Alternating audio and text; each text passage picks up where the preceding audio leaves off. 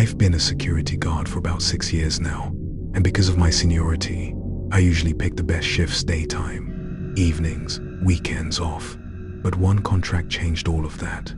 Our company got assigned to a massive government office building in the middle of nowhere. Picture this, a 6-story structure surrounded by a huge empty parking lot, then a 10-foot fence topped with barbed wire, and beyond that miles of woods. No neighborhoods, no houses, just wilderness. The only road in or out was a side road, 3 miles from the highway. During the day, it wasn't so bad. 3 guards were always on duty, but nights were another story. Weeknights had 2 guards, weekends just 1. And because we couldn't keep people on those shifts, my supervisor asked me to cover some overnights until they hired more staff. I needed the extra money, so I reluctantly agreed. The first couple of weekends went by without issue, but on the 3rd weekend, something happened that I'll never forget. It was Saturday, around 2 in the morning. A thunderstorm was pounding outside. I was on the 6th floor in the control room, where I had 3 big monitors showing every camera feed from inside and outside the building.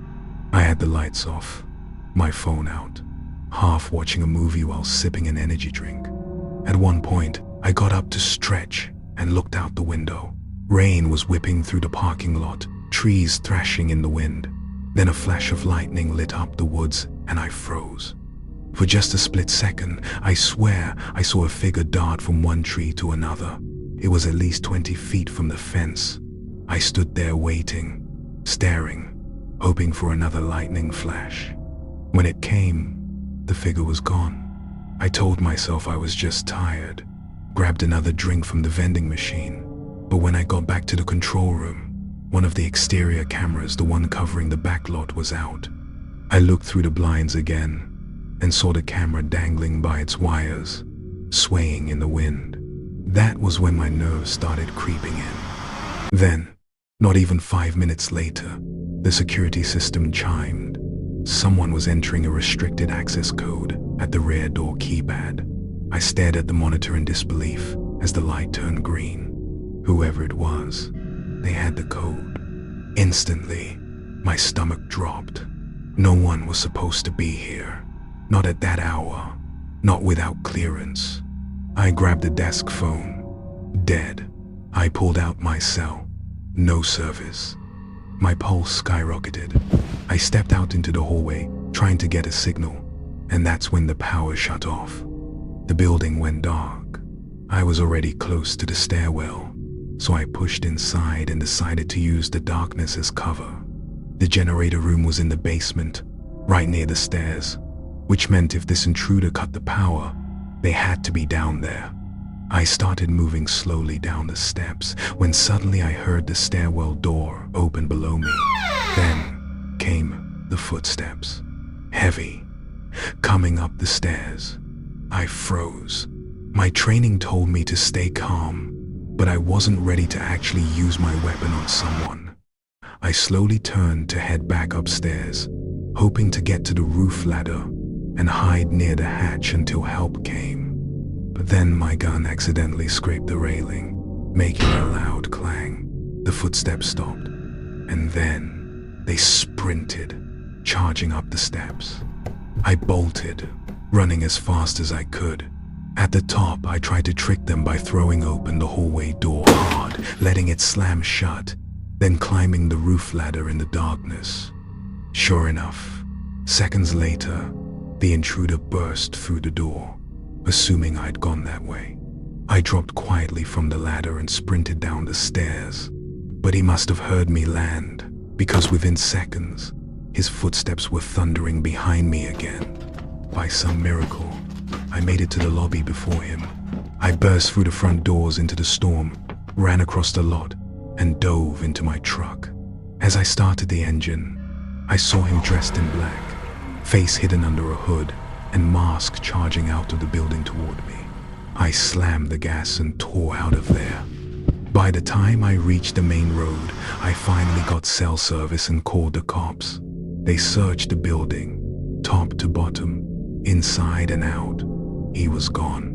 But in the stairwell, they found something that chilled me worse than anything else that night.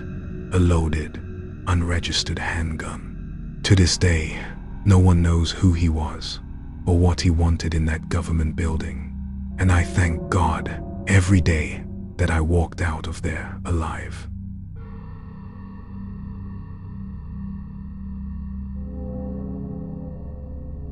A few years ago, I worked as a night security guard in a medium-sized corporate office building in New Jersey. Most nights were uneventful. After the last employees left, the building was quiet. My job was simple: check the cameras, make a couple of patrols, and log any incidents. But one night changed how I looked at the job forever. It was just past midnight. The lobby was empty, the only light coming from the glow of the security monitors.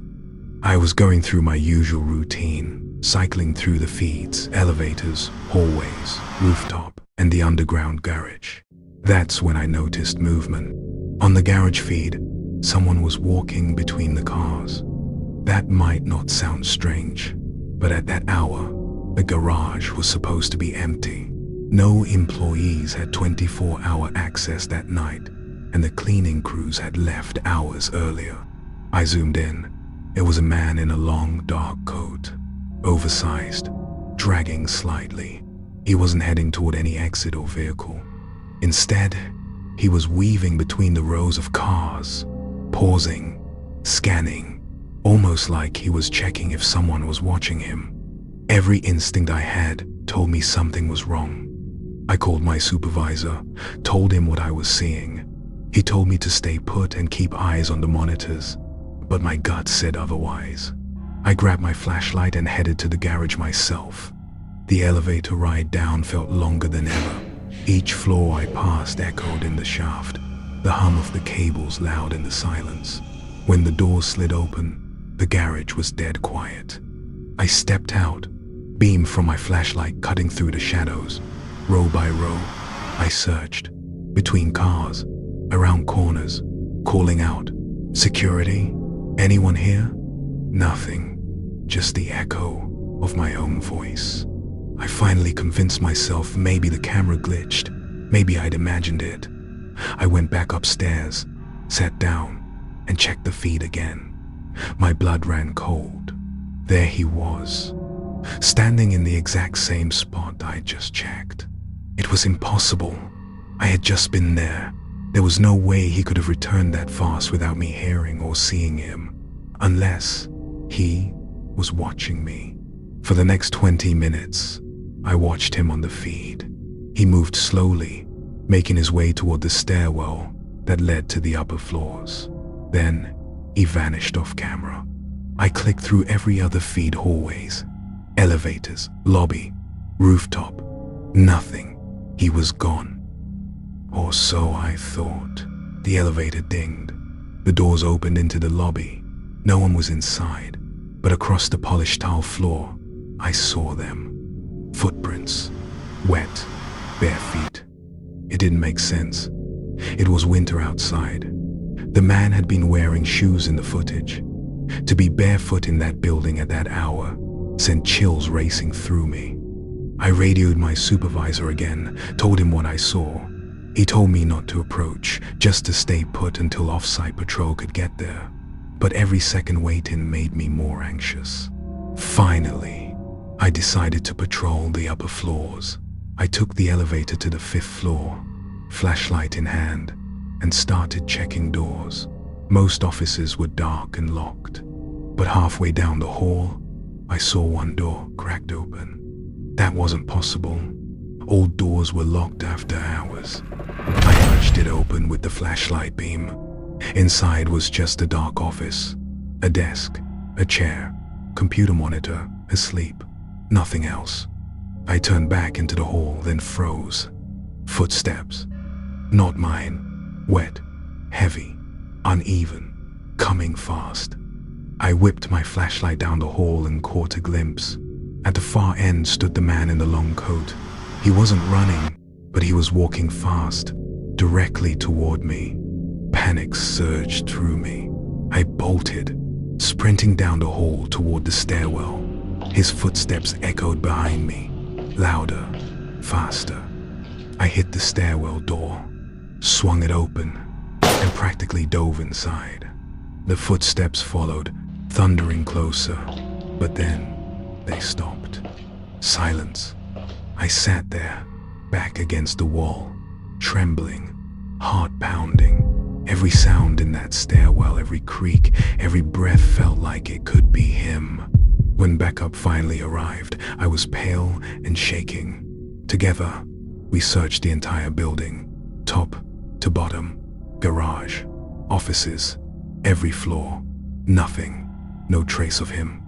But when we went back to check the recordings, all the footage of him had been corrupted, wiped clean, as if he'd never been there. I quit that job within a month, and to this day, I can't walk through a parking garage at night without thinking of those wet, bare footprints leading from the elevator and the man in the long coat, following just behind me, waiting for the right moment.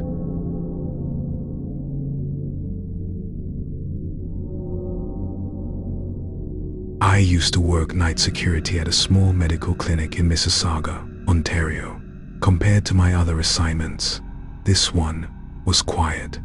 No big parking garages, no 6-story buildings, just a 2-story clinic tucked between a strip mall and a small wooded lot. It was supposed to be an easy job.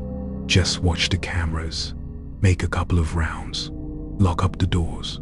Honestly, I thought I had lucked out when I got the post, but one night made me realize how wrong I was. It was a Friday, close to midnight. The streets were silent, not a single car driving by. Inside the clinic, the only light came from the soft glow of the exit signs and the security monitors in the small office I sat in. I was halfway through my shift, sipping coffee, when I noticed something unusual on one of the cameras. A door, the rear service door that led out to the woods, had clicked open. It was subtle, just a few inches, but I knew I had locked it during my first patrol. At first, I thought maybe it hadn't latched properly. I grabbed my flashlight, signed the log, and headed down the hallway toward the back. The clinic at night had a strange atmosphere. Long, empty corridors, exam rooms with their doors slightly ajar, blinds drawn tight on every window. Even the air felt colder, like the heating didn't quite reach that far at night. When I got to the service door, sure enough, it was cracked open. A cold draft slipped in from the woods. I shined my light outside, expecting maybe a raccoon or stray dog, but there was nothing. Just the trees swaying in the wind. I shut the door, locked it again, and double-checked the handle. Solid. Or so I thought. Back at the monitors, I sat down, trying to shake the unease. But less than 10 minutes later, the motion detector chimed.